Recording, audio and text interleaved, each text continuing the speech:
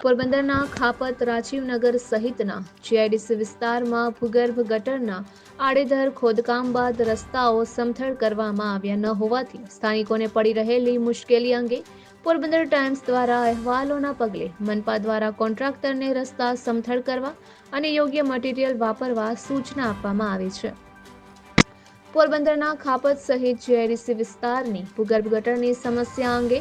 પોરબંદર ટાઈમ્સમાં અહેવાલો પ્રસારિત કરાયા હતા, જેમાં અહીં આડેધડ ખોદકામ બાદ રસ્તાઓને સમથળ કરવા માટે કોન્ટ્રાક્ટરો ગંભીર બન્યા નથી, તેના લીધે લોકોને મુશ્કેલી વેઠવી પડે છે તેવી સ્થાનિકોની રજૂઆતને વાચા અપાઈ હતી અને મનપા દ્વારા કોન્ટ્રાક્ટર કંપનીને નોટિસ પાઠવી જણાવ્યું છે કે ખાપત, ધરમપુર, શ્રીજીનગર એરિયામાં જે કોન્ટ્રાક્ટ આપવામાં આવ્યો છે તેમાં જે રસ્તાઓનું ખોદાણ કરવામાં આવે છે તેમાં વોટરિંગ અને રોલિંગ કરવામાં આવતું નથી, જેથી રસ્તાઓ સમથળ થતા નથી તેમજ ખોદાણની કામગીરી દરમિયાન પાણીની લાઈનો ડેમેજ થાય છે તે કોન્ટ્રાક્ટરને જ રિપેર કરી આપવાની હોય છે, પરંતુ ધ્યાનમાં આવેલ છે કે નગરપાલિકાની હયાત પાણીની લાઈનો જે એચડીપી લાઈનો છે તે તૂટ્યા બાદ કોન્ટ્રાક્ટર દ્વારા પીવીસી લાઈનો નાખી રિપેરિંગ કરવામાં આવે છે।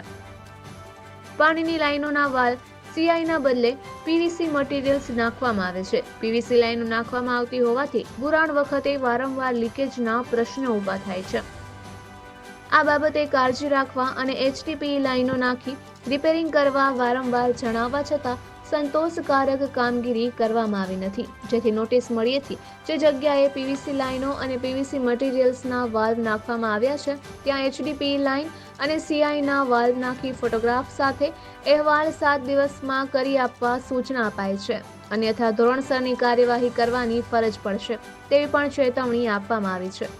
ઉલ્લેખનીય છે કે આવા કામોમાં કોન્ટ્રાક્ટરો પાછળ રાજકીય આગેવાનોનો હાથ હોવાથી સ્થાનિકોને દાદ ન દેતા હોવાની પણ ફરિયાદો ઉઠતી હોય છે, જેથી અગાઉ નગરપાલિકા હતી ત્યારે કોન્ટ્રાક્ટરો દ્વારા મન ફાવે તે રીતે નીતિ નિયમ નેવે મૂકી કામ કર્યું હોવાનું સમગ્ર વિસ્તારમાં ચર્ચાઈ રહ્યું હતું, પરંતુ હવે મહાનગરપાલિકા બનતા કામ નીતિ નિયમ મુજબ થાય અને પ્રજાને મુશ્કેલી ભોગવવી ન પડે તે રીતે તેવું સ્થાનિકો ઈચ્છી રહ્યા છે। નિપુલ પોપટ, પોરબંદર ટાઈમ્સ।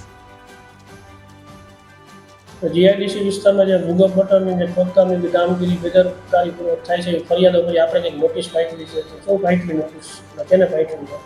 ખાપટ વિસ્તારમાં ભૂગર્ભ ગટરનું કામકાજ ચાલી રહ્યું છે, એમાં યશ કન્સ્ટ્રક્શન કંપની છે એના કામગીરી સોંપવામાં આવેલી છે અને થોડા સમયથી એના દ્વારા કામગીરી ગટર લાઈન નાખવાની અને બીજી કામગીરી બંધ કરવામાં આવેલી છે। એ અનુસંધાને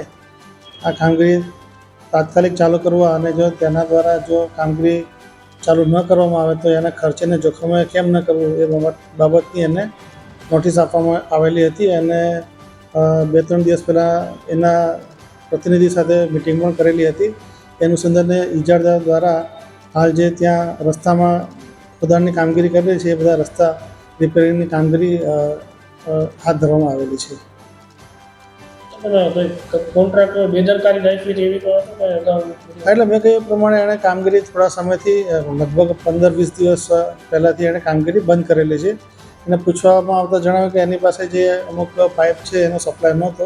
અને બીજા પણ કોઈ કારણો હતા, એ કારણોસર એણે બંધ કરેલી હતી, એટલે અમે એને ચીમકી આપેલી છે કે એને જે સામગ્રી ખરીદવાની હોય એ તાત્કાલિક ખરીદી લેવામાં આવે। એ અનુસંધાને એના દ્વારા કામગીરી શરૂ કરવામાં આવેલી છે। એની પાસે હાલ પાઇપો પણ અવેલેબલ છે